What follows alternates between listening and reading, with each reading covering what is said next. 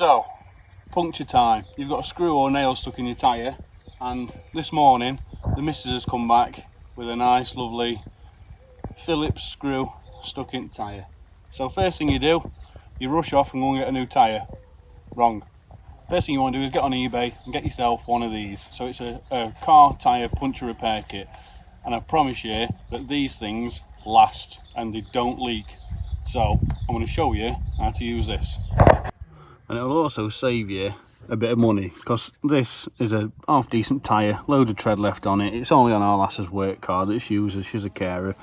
But something like this can really set you back. So writing edge as well, and plugging it at a garage would be an absolute nightmare. But with this thing, and I'll put the link in the description as well so you can get yourselves one ordered, and they're really cheap.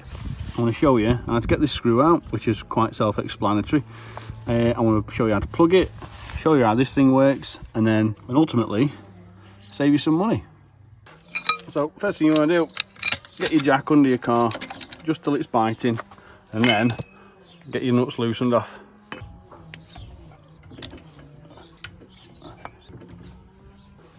Once you've loosened them off, you don't want to take your wheel off as it is. Now you want to jack it up just until your wheel is clear of the floor. Yeah, you don't want to jack it all the way up, just clear it floor. Then you can whip these off, wheel off, and then we'll go through the process of plugging that screw hole.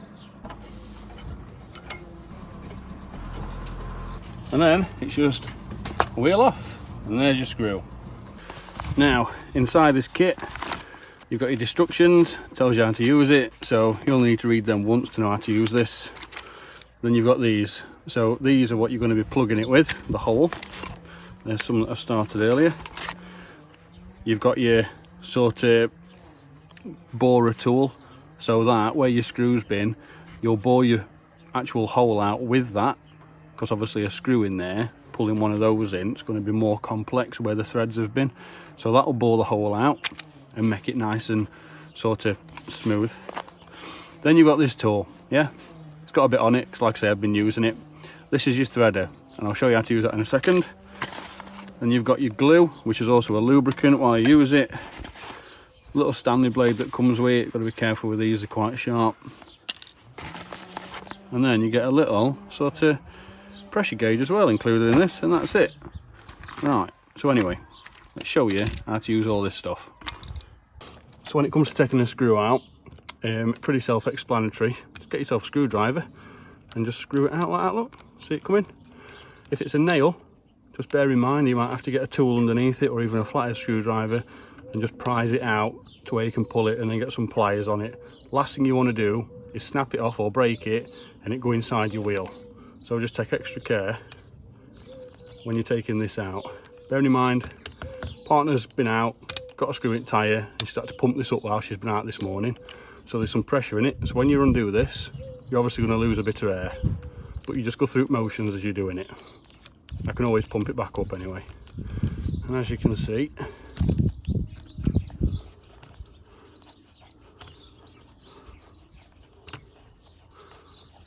this screw wasn't for the faint-hearted. So now you can hear it coming out. That's your screw. So you want to make sure you get rid of that. Best thing to do with that, to make sure you don't mess up and run over it again, is just for now, drop it in there. So that's the air coming out of there. Now I'm going to show you what to do. So you get some of your rubber glue. Just put a little bit around the area, yeah? It's going to be a bit bubbly and messy. And then you want to get your boring tool. You just want to go into the hole like that, back out again, and just using this glue as like a lubricant. And you want to just go in and out a few times, and it's like you're sanding the inside of the hole, like that. Once you've bored it out a bit, get a bit more of your glue.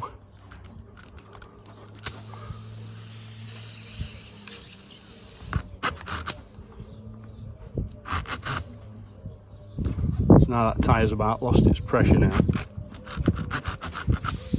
No, no it hasn't.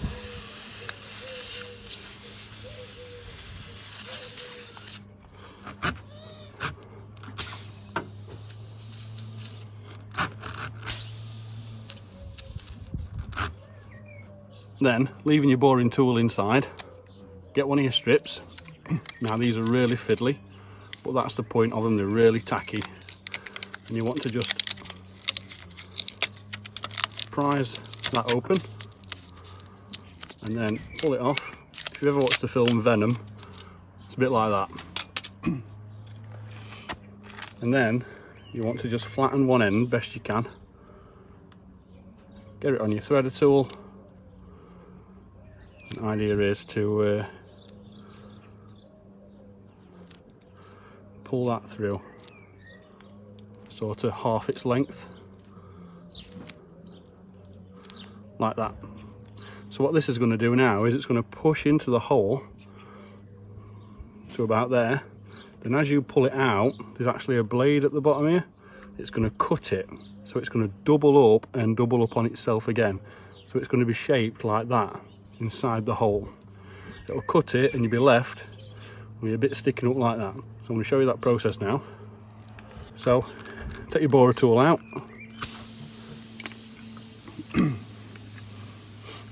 Bit more glue around the area.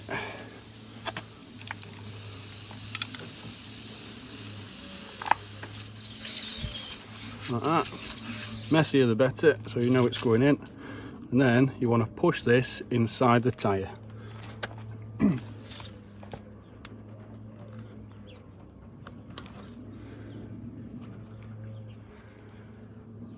So, threading tool pushed in like that.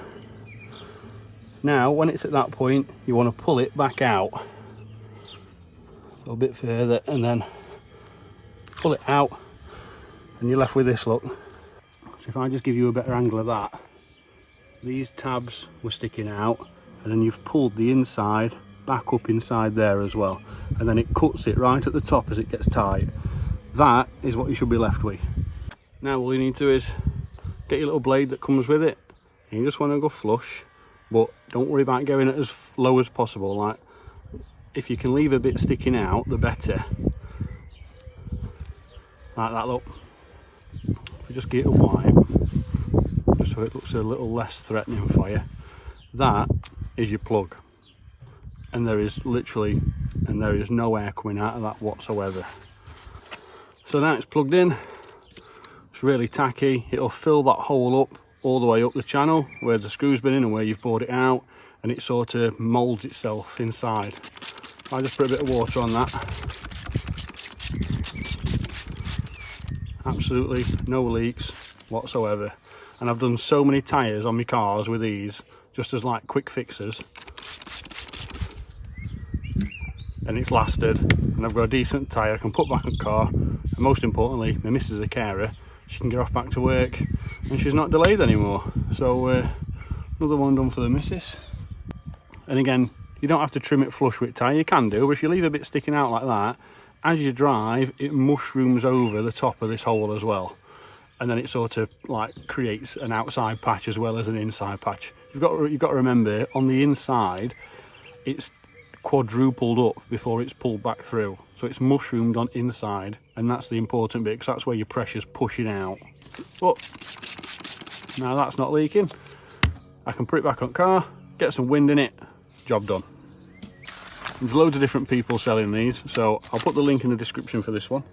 I think it cost me about 7 or 8 quid, might have gone up a few quid since, but all this stuff just drops back in there nicely in a little zip bag like that. And then what happens, you can either chuck this in your boot, or I've got one in car, I've pretty much got one in every car. Mrs. didn't know this were in her boot. One in every car, couple inch shed, and they're just really convenient to have. So if you ever see someone at side at road and they've got a flat and it's just a nail or something, you can always get out and repair it and just charge them absolutely nothing. Right, so now that's done, I'm going to chuck wheel back on.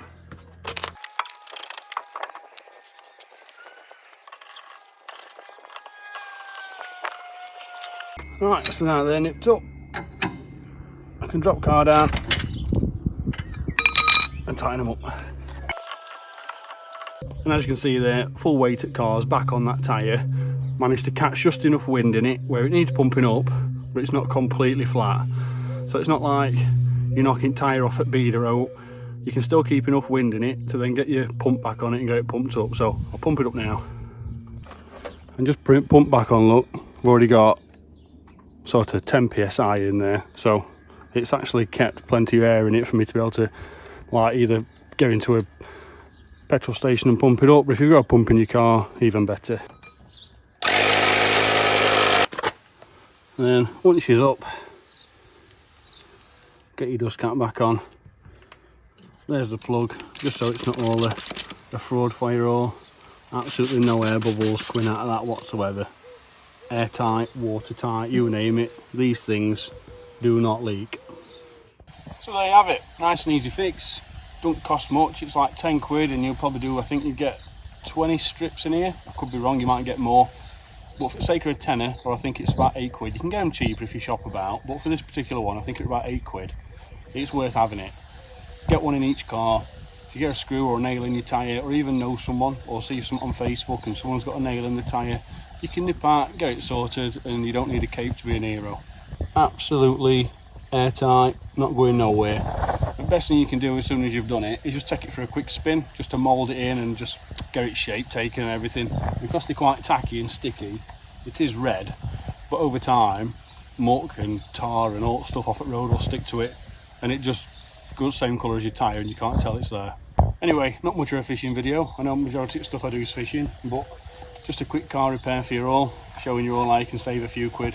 No good buying new tyres if you don't need them, especially if your old ones have got loads of tread on. So that's enough from me. Remember to like and subscribe, and I'll see you on the next one.